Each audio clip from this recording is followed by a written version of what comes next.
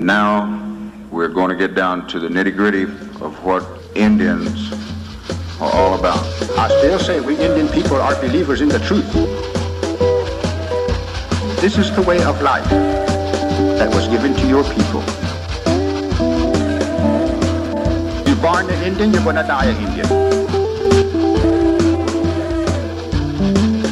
Indianness is a good life. You're facing an Indian this afternoon. Good Saturday afternoon. Welcome to Native News Today. I'm your host, Jason Salzman. We hope you all had a great Christmas as we move into the new year. As we get ready for this New Year's Eve weekend, we are bringing you our most viewed stories of 2017. We went on YouTube, looked at all the views, saw what people were watching the most, and these are our top 3 stories. We're going to start with the third most watched story and end with the most watched story on YouTube of 2017. They are the Stomp Dance from the festival, a visit to Riverside Indian School, and the White River Wranglers, the opening act at the Dixie Stampede. We'll see you all in 2018.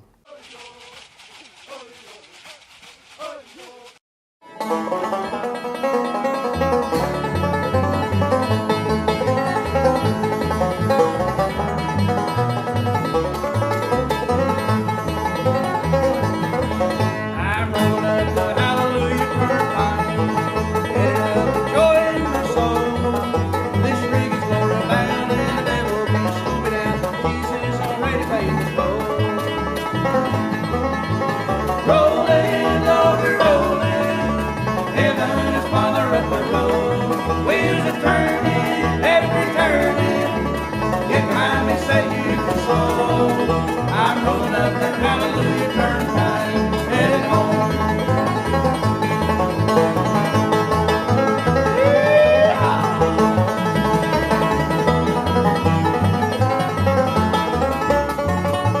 What do you got on that face?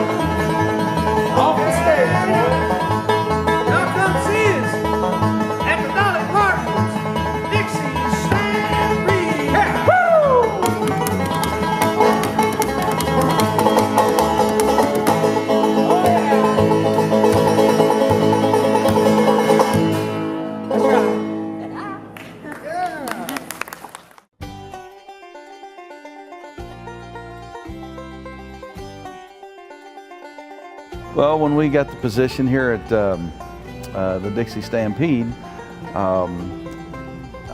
that's what we were asking as ourselves, what's our name going to be? And they said, well, due to the history that's around here, everything is White River. So they did some research, and so they decided to call us the White River Wranglers. And it does go with the theme that they have here at Dixie Stampede.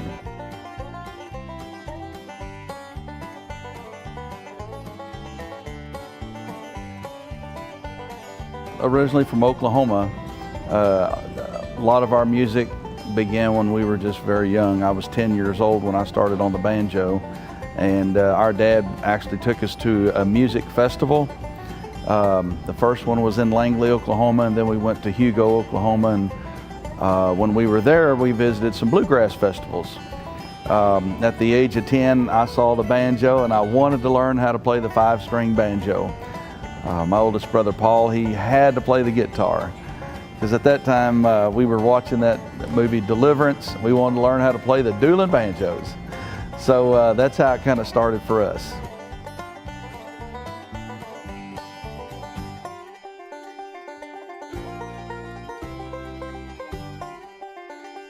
on our mother's side, our mom was full blood Native Creek Indian, and when we were just small, I remember going to Creek Nation, playing for Chief Claude Cox at that time, and we played for different chiefs, and we got opportunities down through the years to play for the powwow. They'd bring us in for the Creek Festival, and we would see some of our own family members out there doing some of the powwow dancing and some of the fancy dancing, and we got into more of the country bluegrass style music, seeing as what the banjo and the guitar was, and so that's how we kind of veered off that direction. But we still have family that are a big part of the Creek Festival.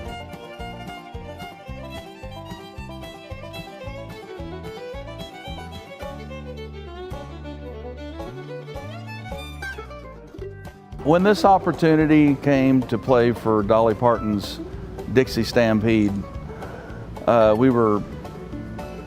remember moving to Branson back in 91, 92. And I just lived just out back here. I remember when this place was first going up, but I lived in some apartments just out back and just saw the great big building and Dolly Parton's name. And I always told myself, one day, I would love to have a job here at Dixie Stampede.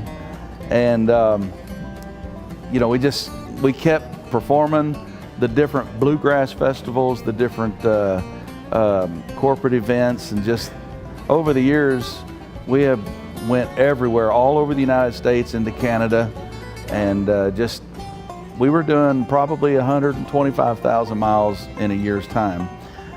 And then when we got the phone call to come here and try out for this, it was just a dream come true. And sometimes I do have to catch myself because I think, is this really happening? So we're very, very thankful, and we're very proud to be a part of this dinner attraction. Because everywhere we go, everybody says, oh yeah, I know about that place. So just the whole entire performance from start to finish, it just keeps you on the edge of your seat. So we're glad to be a part of it.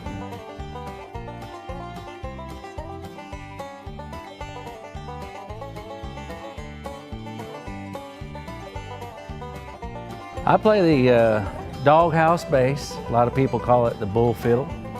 I call it the doghouse because me and my wife go round and round sometimes. So I like to call it the doghouse. But as for playing with my brothers, it's a blessing. Our dad brought us up in the music industry. My dad was a pastor of an Assembly of God church for a lot of our younger days. And we was the music ministry in our church. So that's kind of where we got our foundation, was playing those good old gospel songs in church.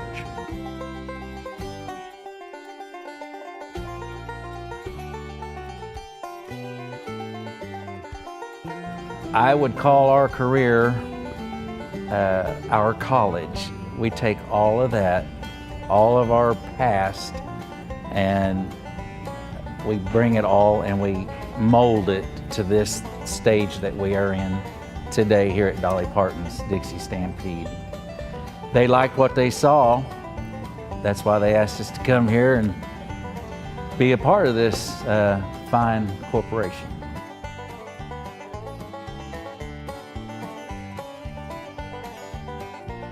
Our dad's side of the family were all musically inclined, and our mom was actually musically inclined. She played the clarinet in high school. And I think a lot of that also comes from my mom's side of the family. My brother Steve had mentioned about playing for Claude Cox, the chief of Creek Nation. And we've been honored to play for different chiefs down through the years at Creek Nation. And they kind of know our name, and it's an honor to get to play for the chief of Creek Nation, whoever it may be at the time. But our heritage is something to be very proud of.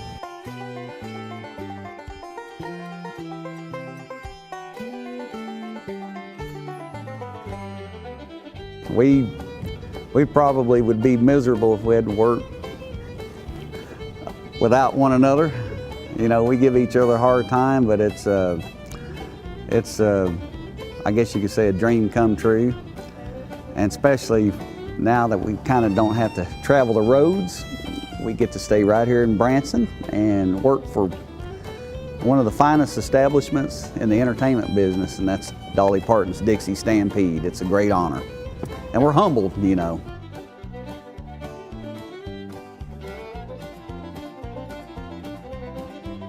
I'm kind of the silent majority. You know, we all give each other ideas and stuff, and I'll make the final say so. No, I just.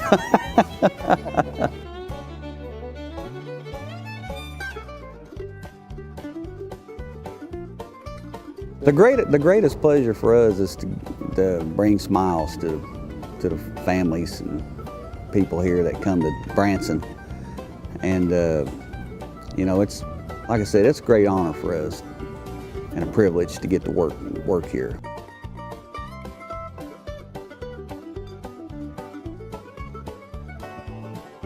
We try to do our very best to represent the Creek Mvskoke Indian tribe from Okmulgee, Oklahoma.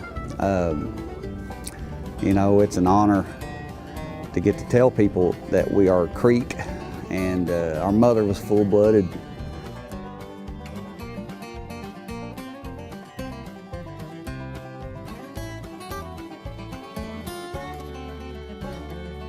We used to travel the Bluegrass Festival circuit all over America, and it just feels good to get to stay here, stay home, be with our wives and kids, you know.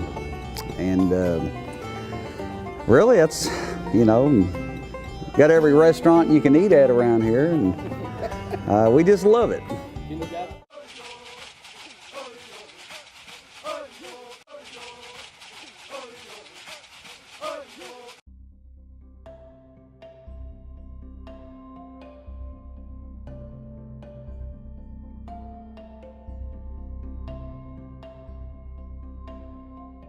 Riverside is one of 4 off-reservation boarding schools across the United States under the BIE, Bureau of Indian Education. We are the largest of those 4. The other 3, we have Flanger Indian School in South Dakota, Chemawa Indian School in Salem, Oregon, and Sherman Indian School in Riverside, California. The other 3 schools, they are all 9 through 12 high school only. We are different in that we're bigger. A big part of that is because we have an elementary, junior high component to our school. So we start at the 4th grade. We have students from 4th grade all the way up through 12th grade. We're the oldest continually operated boarding school still in existence. Riverside's been continually in existence, in operation since 1871. So obviously with that comes a lot of history. So it's a really unique place in that we serve a really diverse student population. Close to 90% of our students come from out of state. A majority of our students stay on campus here, live in our dorms. We have students from usually about 80 different tribes represented within our student population. So we really have a diverse student population in terms of, you know, the differences in the tribes, the types of backgrounds the students come from. You know, we have students that come from really remote reservation areas, and then we have students that come from urban areas. So it's a really unique setting for a school, and I mean it's a really good place to work, and a really good place to go to school as well.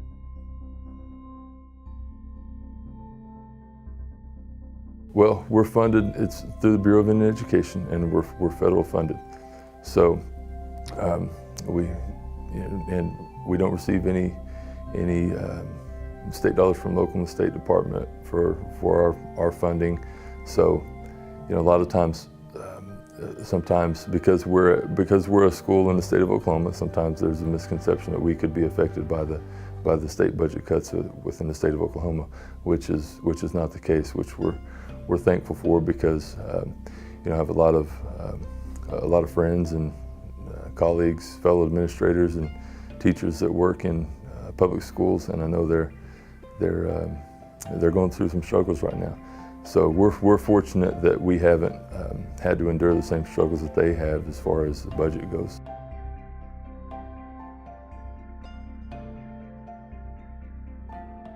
We're fortunate because we don't have to worry about cutting programs for our kids. We don't have to worry about being some of the I guess creative measures that some of the administrators and schools have to take to just provide the best quality of education for their students that they can. We don't have to be that creative in that way. We get to be creative in a way that we're fully funded to be able to provide for our students and provide extra activities for our students. So definitely in this time, this day and age, fortunate to be a school that's within the BIE. Also, we've walked around just a little bit. Our facilities, we're in facilities that are we just finished up our third year in these buildings, in this high school building and the new dormitories. So, and I've been here long enough. I've been here for 10 years, so I got to see the change, the drastic change from the old facilities that we're in to what we're in now. And the other thing, with 3 years in the new facility, we've got to see the impact that it's had on our students, and not only our students but our staff as well.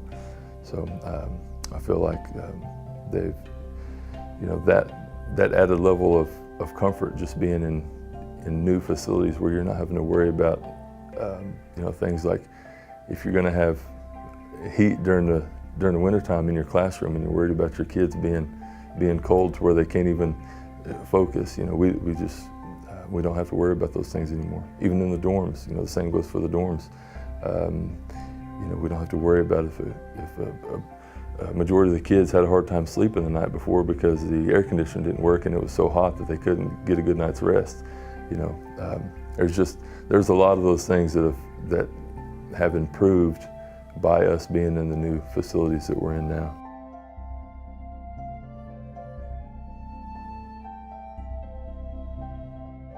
There's a lot to me, and we do have students from that are local. We have students. This year we were right around 40 students that were local students, commuters that didn't stay in the dorms. We do run a bus route in Anadarko, and we run a couple SUVs that go kind of on the outskirts to pick up students who come to school here. And then we have students from different parts of the state. So we do have some students that are from Oklahoma. As far as the benefits for our students that go to school here, again, we're not having to be creative to just make it work. Pretty much, we're able to. One of the examples, I guess, would be, I know I have, like I said before, colleagues, teachers and administrators in public schools that talk about the high number of students in their classrooms. Teachers that are dealing with 25, 30 students. We've even had teachers that come here from the public schools, and once they see what their caseload is, they're like, wow, this is a lot less. This is nice. This is more manageable. I get to give my students more individual attention. Our teachers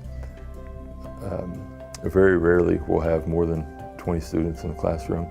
So the low class sizes, I think, is a big benefit for our teachers and our students, because there's more time and more room there to have that one-on-one attention, that one-on-one interaction. And for us here, relationships are big for us, for our staff, because we become their home away from home. we become their family in a lot of respects. Because they're here with us for 8 months of the year pretty much. So that's definitely a benefit for our students and for the rest of our staff, because a big part of our staff is our residential staff. So I think that lends to the ability for our folks to have that time to have the time to build better relationships with our students.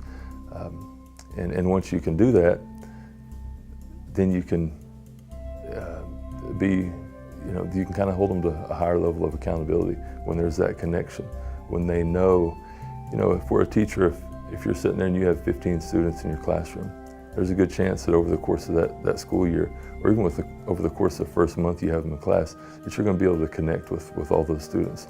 And after you make that connection as a teacher, then that's when you can start building that relationship. You can build with that student. You can set goals, hold them accountable, and not to say that it can't be done when you have a lot more students, but I think it's definitely more difficult if you were to have 25 or 30 students every class, So I think that alone, as far as the educational piece, is one of the big benefits that we're able to offer here at Riverside as a staff. The other thing is, back into the funding a little bit. We're usually able to provide our teachers with whatever resources they need to execute whatever curriculum they're responsible for, and to go beyond outside that. We can also provide professional development for our teachers to help them to grow, and so those things, there's really not a whole lot of restraints there for us. Supplies in the classrooms, that's not an issue. You read the papers, you hear different stories, you hear things all over of teachers at different schools asking for supplies. They've ran out of paper or whatever, and they need this much donated to get through the end of the school year. It's tough seeing that as an educator, as a person that works in education, because there's a direct effect to the students. And that's one of the things that, again, we're fortunate here. We don't run into those same problems because, like I said, we're not dealing with the same budget situation that the state schools are.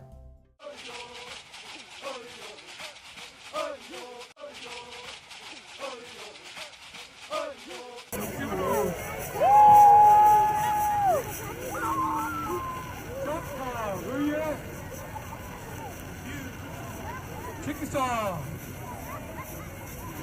Cherokee, Yuchi.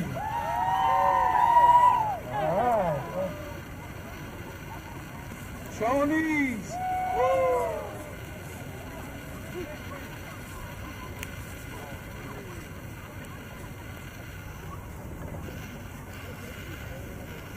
Okay, Yogi, where you at?